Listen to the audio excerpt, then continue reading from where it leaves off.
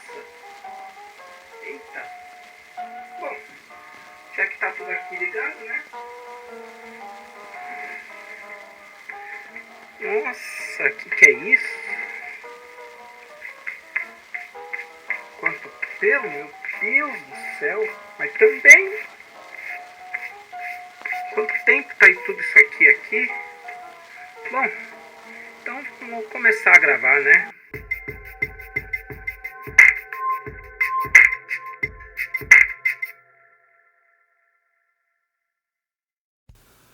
Olá pessoas, sejam bem-vindos a mais um vídeo aqui no canal Só da Ciência.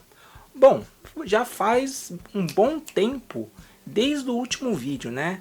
Eu acho que aí faz um ano mais ou menos, desde aquele vídeo sobre ressurreição, não é verdade?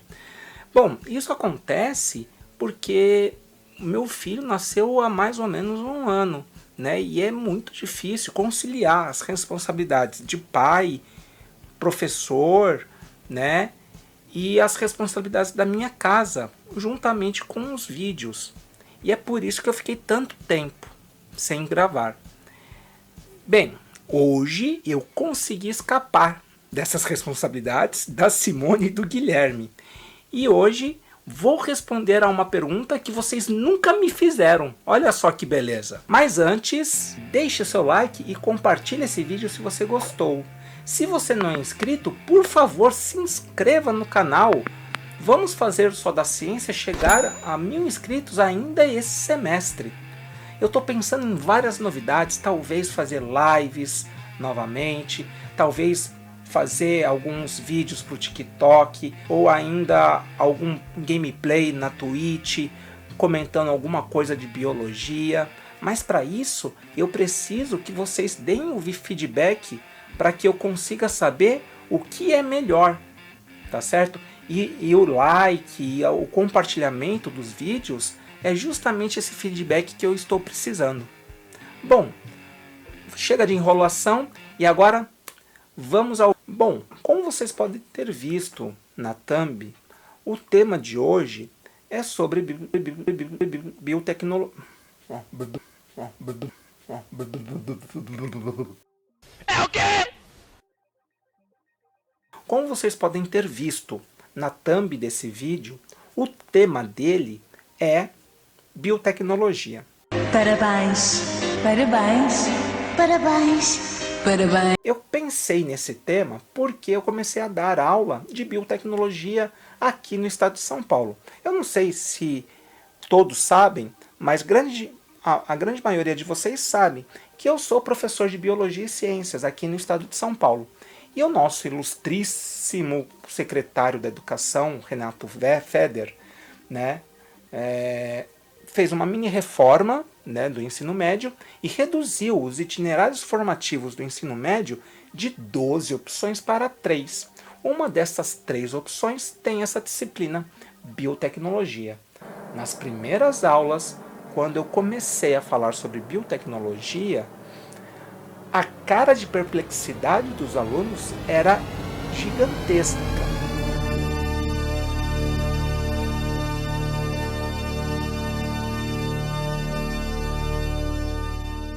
Isso porque, quando se fala de biotecnologia, muitas vezes as pessoas pensam nisto daqui. Mas, na verdade, a gente tem que pensar em biotecnologia também a respeito disso daqui. E como eu já trabalhei um pouquinho, né, com biotecnologia, eu me acho no direito de falar sobre esse tema. Então, afinal, o que é diabos biotecnologia, Igor? Calma, respira. Uma coisa de cada vez, tá? Bom, isso eu faço nas minhas aulas de biologia também, tá? Ah, respirar? Não, respirar eu faço todo o tempo, né? E vocês também, né? Mas uma coisa que eu sempre faço na minha aula de biologia é o seguinte: eu divido as palavras. As palavras que nós utilizamos na aula de biologia, elas muitas vezes são difíceis de assimilação, não é verdade? Os alunos ficam tentando decorar aquela palavra e não sai, porque na verdade não é decorar. E eu te juro que nós, biólogos, não acordamos de manhã com aquela vontade louca de chegar e falar: hoje eu vou chatear todo mundo inventando uma palavra esdrúxula. Não é isso, tá?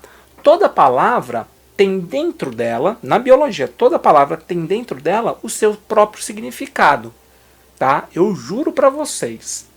Só que muitas vezes esse significado está atrelado a palavras que estão em latim ou em grego. Esse é o problema. Então, biotecnologia a gente consegue dividir em 3: biotecnologia. E agora a gente vai ver o significado de cada uma delas.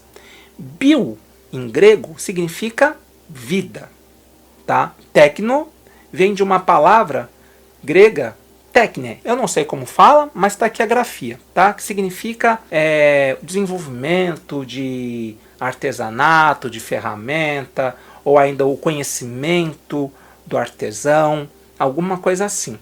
E logia vem de logos, que é conhecimento ou sabedoria. Então, voltando para o português, biotecnologia, numa tradução bem livre, significa o desenvolvimento ou conjunto de conhecimentos atrelados ao desenvolvimento de produtos a partir de seres vivos. Tá bom, Igor, mas o que isso significa? Bom, então, qualquer produto humano que se utiliza de partes, subprodutos ou ainda de seres vivos inteiros na sua produção, né, é algo biotecnológico. Por exemplo, a roupa que você está usando, a roupa que eu estou utilizando, muitas delas têm fibra de algodão. Algodão é uma planta. Logo, a sua roupa é biotecnologia. Aqui no Só da Ciência já demos vários outros exemplos de ferramentas biotecnológicas ao longo de vários vídeos. E aqui eu vou listar pelo menos 5 dessas ferramentas biotecnológicas, as quais eu acho as mais curiosas. Vamos lá? Número 1.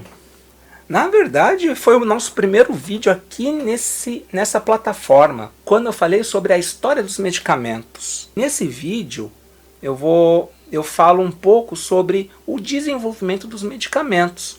Os primeiros indícios de plantas ou ainda outros seres vivos utilizados por nós como medicamentos datam de mais ou menos 20 a 25 mil anos atrás. Numa caverna lá na Espanha, foi encontrado algumas arcadas dentárias com manchas negras. Os pesquisadores, muito curiosos sobre o que eram aquelas manchas, fizeram um exame chamado espectrometria de massas. Olha só que coisa interessantíssima. Eles evidenciaram que essas manchas continham alguns subprodutos de cascas de árvores, né, e de mofo, certo? É lógico que esse registro não evidencia o uso de medicamentos, mas se a gente pensar bem, por que cargas d'água? Um hominídeo comeria casca de árvore, certo? Além disso, por que teria mofo, né, calcinado nessas manchas negras? Não é verdade? Um dos nossos medicamentos mais vendidos no mundo inteiro desde o século XIX vem justamente da casca de uma árvore chamada sílex. E, além disso, boa parte dos nossos antibióticos são desenvolvidos e extraídos a partir de fungos do mesmo grupo dos bolores, tá? Ou seja, há evidências de que realmente essas manchas seriam medicamentos, mas nada foi comprovado. Agora, número 2, a maconha. É isso mesmo, tá? Muitas vezes a gente pensa na maconha como uma planta medicinal ou ainda com uso adulto, né? Para diversão e tal. Mas na verdade a maconha não é só isso, muito pelo contrário, né? Há indícios do uso de óleo alimentício a partir da semente da maconha. Fibra tirada da maconha, o cânhamo, no caso, ele foi muito utilizado nas velas das caravelas portuguesas, como eu deixo muito claro aqui nesse vídeo. Uma coisa interessantíssima que eu busquei, que eu pesquisei na época, foi o seguinte: a utilização da maconha como biorremediador. Biorremediação é um processo pelo qual nós procuramos retirar do ambiente substâncias nocivas ao ambiente, por uso, por exemplo, de algum ser vivo. Em pelo menos 2 artigos que eu pesquisei na época, isso faz acho que 2 anos, se eu não me engano, foi mostrado que a maconha ela consegue retirar de solos metais pesados como o chumbo. Ou seja, ela poderia ser utilizada justamente para biorremediar terrenos, né, e solos contaminados por chumbo. É lógico que não fica claro nesses 2 artigos se a fibra dessa maconha poderia ser utilizada para roupa ou para outros subprodutos. Número 3, vacinas. Bom, se quando eu falei a definição de biotecnologia você não pensou em vacina, agora fica claro. Vacinas são produtos biotecnológicos, tá? Eu deixo isso muito bem claro, por exemplo, nesse vídeo aqui, que eu falo sobre como as vacinas são produzidas. Na época da pandemia, eu devo ter produzido aí em torno de uns 6 ou 7 vídeos sobre vacinas, tá? A história da vacina, como ela funciona e tudo mais, né? Bom, aqui eu vou contar um pouco sobre como ela foi produzida. Os primeiros relatos de algo parecido com vacina acontecem lá na China antes de Cristo, tá? Num processo chamado variolação. Nesse processo, o médico em questão fazia raspa das feridas de doentes de varíola. Essas raspas eram queimadas e as cinzas delas eram sopradas pelo nariz ou ainda colocadas em feridas na pele das pessoas que deveriam ser imunizadas, principalmente crianças. E a partir daí haveria uma imunização para a varíola. Esse processo ele chegou ao Oriente Médio e do Oriente Médio ele chegou até a Grã-Bretanha, aonde, por inspiração da variolação, um senhor chamado Edward Jenner, num experimento para lá de antiético, pegou um garotinho, né, que não era o seu filho e não tinha nem consentimento dos responsáveis e fez a primeira vacina contra a varíola. Desde então, você tem a explosão, né, do desenvolvimento das vacinas, sendo o século XIX chamado de o século de ouro, né? A era de ouro das vacinas. Mas com certeza absoluta, o grande salto de tecnológico que nós demos nos últimos 3 anos, talvez não tenha acontecido nos últimos 150, né? Muitas vezes o processo de desenvolvimento da vacina demora aí 10, 15, 20 anos, né? Da Covid, 1 ano e meio, né? Algo realmente surpreendente na história do desenvolvimento de medicamentos. Número 4, fermentação. É isso, galera. A produção de álcool é conhecida humana há muito, muito tempo. A galera da Suméria tinha receita de cerveja gravada em tábuas de argila há mais ou menos 7.500 anos atrás. Há 9.000 anos, chineses já faziam vinho. Fora isso, japoneses conhecem o Kuchimikami Sake, e aqui os povos originários do Brasil conhecem o Cauim. Bem, independente da matéria-prima, todos eles têm um ponto em comum, que só foi elucidado por Louis Pasteur no século XIX. Quem faz a fermentação é um micro-organismo, geralmente bactérias ou fungos. No caso de cerveja, de pão, do vinho, são fungos unicelulares, que nós chamamos de leveduras, tá? Da espécie Saccharomyces cerevisiae. Essa levedura, ela tem a propriedade de pegar a glicose da matéria-prima e quebrar em etanol, álcool e CO2. Em contrapartida, essa quebra disponibiliza para a levedura energia, que nós sabemos em biologia que essa energia significa ATP, certo? E isso é muito importante para ela, porque é com esse ATP que ela vai se manter viva, vai conseguir crescer, se multiplicar, fazer mais álcool e embebedar a galera inteira. Menos você que está assistindo aqui o Só da Ciência, ok? Número 5. Venenos de serpentes. Bem, venenos são misturas mortais de substâncias que animais invertebrados, peixes, anfíbios, répteis e até aves e mamíferos também produzem para, primeiro, se defender de agressor, segundo, digerir presas e terceiro e principal, imobilizar as suas presas.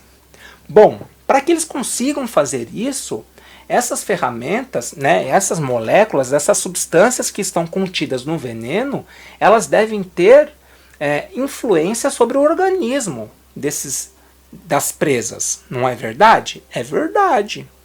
Pensando nisso, muitos pesquisadores desde o século XIX estudam os venenos de serpentes para que haja o desenvolvimento de medicamentos, né?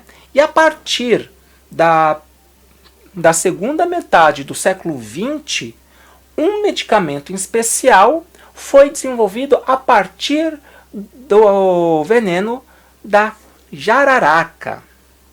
Bom, provavelmente, né, como a hipertensão é uma doença que é extremamente prevalente na população brasileira, provavelmente você conhece alguém que tenha pressão alta, não é verdade? Tia, avó, avô, algum desses aí na sua casa toma um remedinho chamado captopril, ou enalapril, ou alguma coisa assim, tá? O captopril, em especial, ele foi justamente retirado, tá, do veneno da jararaca, tá? O captopril no veneno, ele é um fragmento, tá, de vários aminoácidos ligados e que tem a função de bloquear a ação de uma enzima no nosso corpo, chamada enzima conversora de angiotensina 2, tá? Esse nome gigantesco significa o seguinte, certo? Essa enzima, ela converte a angiotensina 1 em angiotensina 2.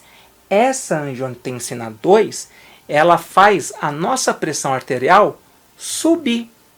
Bem, se eu bloqueio a ação dessa conversão com captopril, o que vai acontecer? A pressão arterial cai, né? E é para isso que é utilizado o captopril, para justamente regular a pressão de quem tem hipertensão. Essas foram algumas ferramentas que ao longo desses 4 anos de canal eu expus aqui, tá? Todas essas ferramentas são biotecnológicas, tá? Se você quiser saber mais sobre essas ferramentas, acessem os vídeos, tá? Eu juro para vocês, fora a estética meio duvidosa, Os conteúdos, eles são os melhores que vocês vão encontrar aqui no YouTube. Houve muita pesquisa para que eles fossem desenvolvidos, tá certo? Bom, se você chegou até aqui e gostou do vídeo e não é inscrito, por favor, se inscreva e ajude o Só da Ciência a chegar a 1000 inscritos. Bem, o vídeo fica por aqui. Um forte abraço e até o próximo.